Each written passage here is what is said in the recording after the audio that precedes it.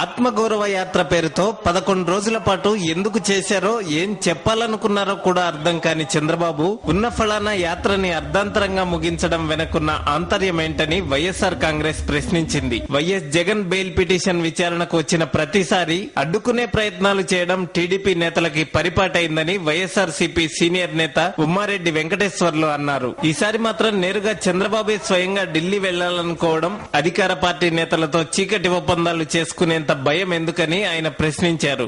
మీకు తెలుసు 2012 డిసెంబర్లో ఈడీ దగ్గర జగన్మోహన్ రెడ్డి గారికి సంబంధించిన సంస్థల్లో ఆస్తుల జప్తు విషయం వచ్చినప్పుడు నామా నాగేశ్వరరావు గారి నాయకత్వం కింద చిదంబరం గారిని కలిశారు.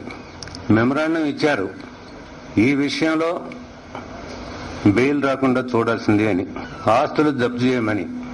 ఈ రోజు మళ్ళా గడువు అయిపోయింది కాబట్టి సుప్రీంకోర్టు ఆదేశాల మేరకు జగన్మోహన్ రెడ్డి గారు బెయిల్ మూవ్ చేస్తాడు, మళ్ళా బెయిల్ రాకుండా ఉండాలని ఆయన ఆత్మగౌరవ యాత్ర ముగించుకొని ఢిల్లీ ప్రయాణం అవుతున్నాడు.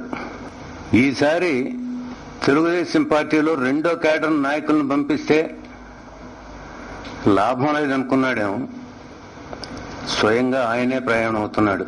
చంద్రబాబు పూర్తిగా కాంగ్రెస్ తో మమేకమయ్యారన్న విషయం రాష్ట్ర ప్రజలందరికీ తెలుసని, అనేక సందర్భాల్లో ఈ విషయం రుజువైందన్నారు. బాబుది 2 కళ్ల సిద్ధాంతం కాదని 2 కాళ్ల సిద్ధాంతమని ఉమ్మారెడ్డి ఎద్దేవా చేశారు. వైఎస్ జగన్ ఫోబియా బాబుని తీవ్రంగా ఇబ్బంది పెడుతోందన్నారు. ఆ అసహనంతో ఏం మాట్లాడుతున్నారో ఏం చేస్తున్నారో కూడా అర్థం కాని పరిస్థితుల్లో చంద్రబాబు ఉన్నారని విమర్శించారు. పార్టీలు మారేవారి గురించి అనవసరంగా నోరు పారేసుకోవద్దని, ఆ మాటలే తనకు వర్తిస్తాయన్న విషయం బాబు గుర్తించుకోవాలని సూచించారు. టీడీపీ నుంచి 26 మంది సీనియర్ నేతలు వెళ్లిపోయారని, వారంతా ఎందుకు వెళ్లిపోతున్నారో చంద్రబాబు ఆత్మ పరిశీలన చేసుకోవాలని హితవు పలికారు. అంతకుముందు 2 కళ్ల సిద్ధాంతం అన్నావు, 2 ప్రాంతాల్లో నా పార్టీని కాపాడుకోవాలన్నావు. ఈ రోజు 2 కళ్ళు కాపాడుకోవటం కాదు, ఇంకొక అడుగు ముందుకేసి 2 కాళ్ల సిద్ధాంతాన్ని ఒక కాలు మూసీ నదిలో, ఒక కాలు కృష్ణా నదిలో పెట్టాడు. ఎందుకంటే ఇక్కడ కూడా నేనున్నానని చెప్పుకోవటానికి. మళ్లీ అధికారం దక్కదన్న అసహనంతో చంద్రబాబు రోజు రోజుకి తన హుందాతనాన్ని కోల్పోతూ వ్యవహరిస్తున్నారని చెప్పారు ఉమ్మారెడ్డి.